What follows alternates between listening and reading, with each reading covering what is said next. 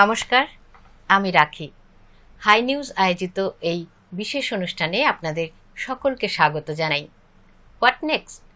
Next is now. এই অনুষ্ঠানে আমরা আলোচনা করব শিক্ষা, ক্যারিয়ার, স্বপ্ন, জীবনের প্রস্তুতি এবং সাফল্যের চাবিকাঠি সবটা নিয়ে। আমাদের সঙ্গে আছেন মিস্টার জয়শঙ্কর, বিশিষ্ট শিক্ষাবিদ এবং ক্যারিয়ার গাইড। আমাদের আজকের বিষয় ক্লাস 12 রেজাল্ট এবং এই যে হায়ার সেকেন্ডারি রেজাল্ট, সেটা নিয়ে আমরা আজকে কথা বলবো। আমাদের এর আগের এপিসোডে আমরা ক্লাস 10-এর রেজাল্টের পরে কি হবে, এবার তো আমরা ক্লাস 12 পড়া শুরু করে দিয়েছি।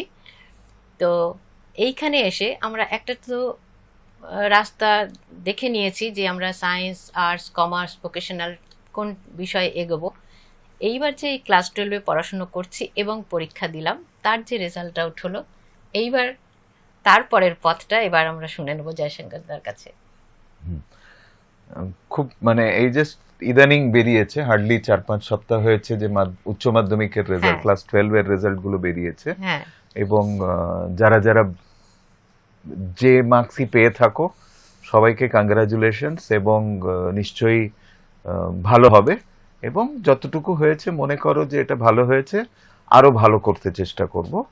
হ্যাঁ, এই যে বিষয়গুলো এবার একটু কমপ্লিকেশনটা বেড়েছে। মানে মাধ্যমিকের পরে উচ্চ মাধ্যমিক তুমি যেরকম বললে 2-3টে বিষয়ের মধ্যে ভাগাভাগি, এবার কিন্তু একটা বিস্তারিত জগতে ঢুকে গেল, বড় জগতে ঢুকে গেল।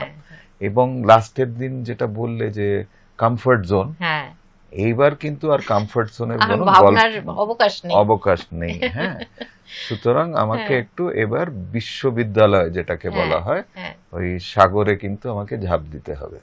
হ্যাঁ, পুকুর থেকে আমাকে এবার সাগরে সাঁতার কাটতে শিখতেই হবে। মানে ছোট পাড়ার রাস্তায় সাইক্লিং চালানো হচ্ছে, এবার আমি যে বিষয় নিয়েই এগোই না কেন, এবার আমাকে বড় জায়গায় গিয়ে পড়তে হবে। এবং সেই পড়াশোনার 2-3টে জিনিস যেগুলো একটু আমি আগে কমন ব্যাপারগুলো বলি। একটা হচ্ছে এই স্নাতকতা, গ্রাজুয়েশন যেটাকে বলা হয়, সেটা মূলত কলেজের আন্ডারে হয় এবং সেই কলেজগুলো কোনো একটা ইউনিভার্সিটির আন্ডারে থাকে, একটা কোনো বিশ্ববিদ্যালয়ের আন্ডারে সেই কলেজগুলো সেই কোর্সগুলো দেয়। হ্যাঁ, আর এইগুলোকে বলা হয় ব্যাচেলার্স ডিগ্রি এবং স্নাতকতা বাংলায় বোধহয়।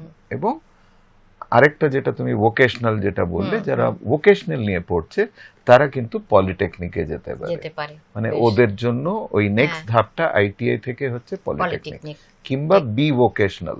আচ্ছা, হ্যাঁ, এটা খুব মজার ব্যাপার। এবং এই যে লাইনগুলো ম্যাক্সিমাম হচ্ছে ওই হাতের কাজ কিংবা যে জিনিসটা মানে ফিজিক্যাল এডুকেশন আছে, ফাইন আর্টস আছে, মিউজিক আছে, ডান্স আছে, থিয়েটার আছে, এরকম আমি কয়েকটা জিনিস বলছি। এই সব কটা জিনিস কিন্তু এই সব লাইনের এবার চলে আসতে পারে। হ্যাঁ, আমি সব নিয়ে গ্রাজুয়েশন করতে পারি এবং মাস্টার্স করতে পারি। এই যে উচ্চ মাধ্যমিকে আমি কয়েকটা বিষয় নিয়ে পড়লাম, এই যে গ্রাজুয়েশনে পড়ছি, সেটা কিন্তু আমাকে একটা বুদ্ধিজীবী তো বানাচ্ছেই, তার সাথে সাথে আমাকে কিন্তু চাকরিজীবী বানানোর জন্য এই প্রস্তুতিটা আরম্ভ হচ্ছে।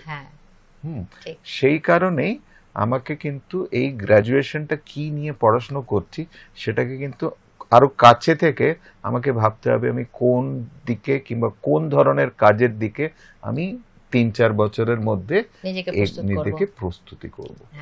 মানে এই ধীরে ধীরে এটাকে ফোকাস এবার আবার কাছাকাছি যাচ্ছে আর কি। মানে মাধ্যমিকের সময় আমার ওই দেখাটা একটু দূরে ছিল, উচ্চ মাধ্যমিকে আমার দেখাটা আর একটু কাছে এসেছে। এবার গ্রাজুয়েশনে আরো কাছে চলে এলো যে না, এই হচ্ছে আমার ভবিষ্যৎ, আমি এরকম ভাবে নিজেকে দেখতে চাই ভবিষ্যতে। একদম। সো এই গ্রাজুয়েশনের ব্যাপারে যেটা হয় উচ্চ মাধ্যমিকের রেজাল্টের উপর এবং উচ্চ মাধ্যমিকে তুমি কি কি বিষয় নিয়ে পড়েছো এবং তাতে কি মার্কস পেয়েছো আর তোমার টোটাল মার্কস কি আছে, তার উপর নির্ভর করে তুমি কোন কোন কলেজে তুমি অ্যাপ্লাই করতে পারো। সো মূলত যেটা আমি একটা ব্রডলি বলে দিচ্ছি, কলেজের কিংবা পলিটেকনিকে হচ্ছে একটা অ্যাপ্লিকেশন করতে হয়, দরখাস্ত।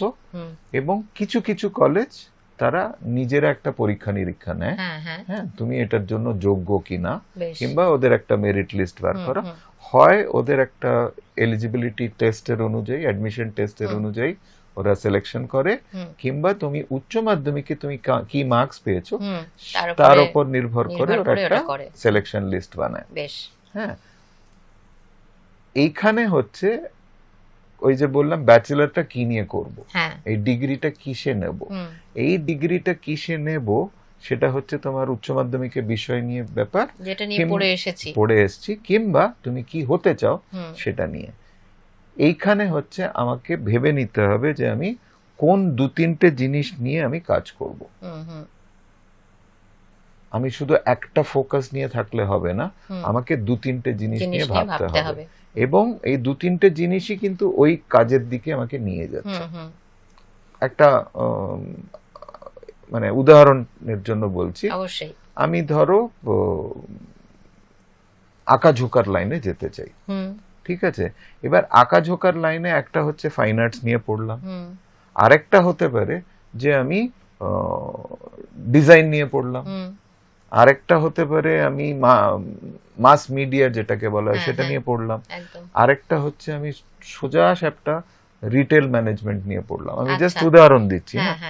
এই ভিন্ন বিষয় নিয়ে আমি কিন্তু আর্টের দিকে এগোতে পারি, বুঝতে পেরেছো? তো সুতরাং আমাকে কি করতে হবে, আমাকে 3-4 রকম কোর্সের জন্য অ্যাপ্লাই করতে হবে। সো প্রথম জিনিস হচ্ছে আমি কত রকম অন্তত 3-4টে ভিন্ন কোর্স আমি আগে সিলেক্ট করব, সেই কোর্সগুলো কোন কলেজে অফার করা হয় সেটাকে চুজ করব, মানে প্রথমে কোর্স, তারপর কলেজ, তারপর ওদের এলিজিবিলিটি, মানে ওদের কি কি রিকোয়ারমেন্ট আছে, এবং উচ্চ মাধ্যমিকে করতে গেলে একটা জিনিস যেটা লাগে সেটা হচ্ছে আজকাল ওই এবিসি, মানে একাডেমিক ব্যাংক অফ ক্রেডিটে একটা নাম্বার জেনারেট করে, সেই নাম্বারটা জেনারেট করলেই কিন্তু সে তোমাকে অ্যালাউ করবে অ্যাপ্লাই করতে। আচ্ছা, এটা কিন্তু খুব জরুরি, আর আশা করছি তোমরা যারা উচ্চ মাধ্যমিক দিয়েছো অবশ্যই এটা বুঝে গেছো।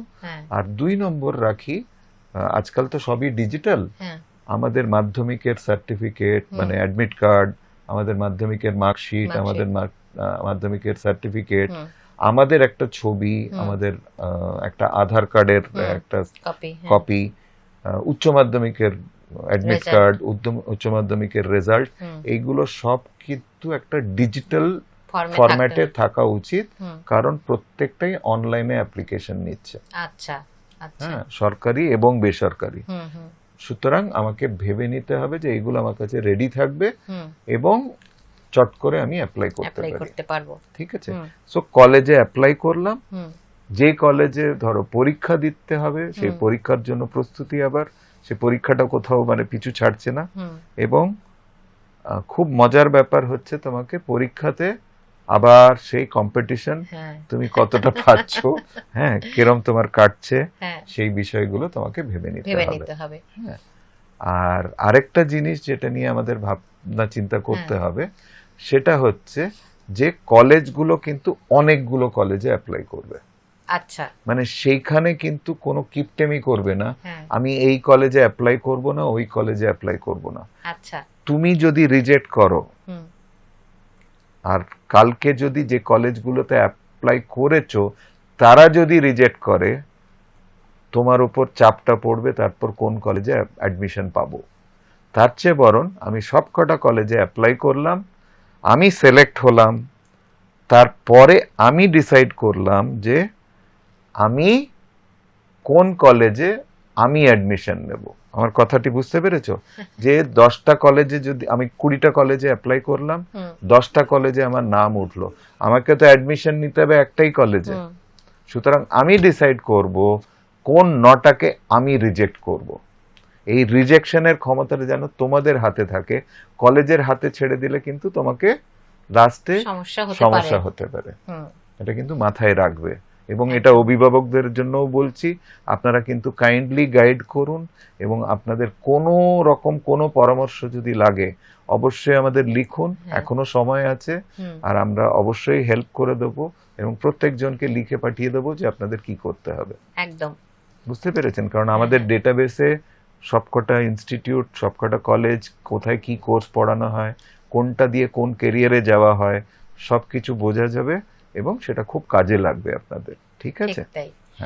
হ্যাঁ, এবার যেটা জিজ্ঞেস করি, মানে আবার একটু অন্যরকম ভাবে জিজ্ঞেস করি, এবার তো নিশ্চিত হলো যে আমি এই নিয়ে পড়েছি, আমি এই কলেজে এই নিয়ে পড়াশুনো করব বলে।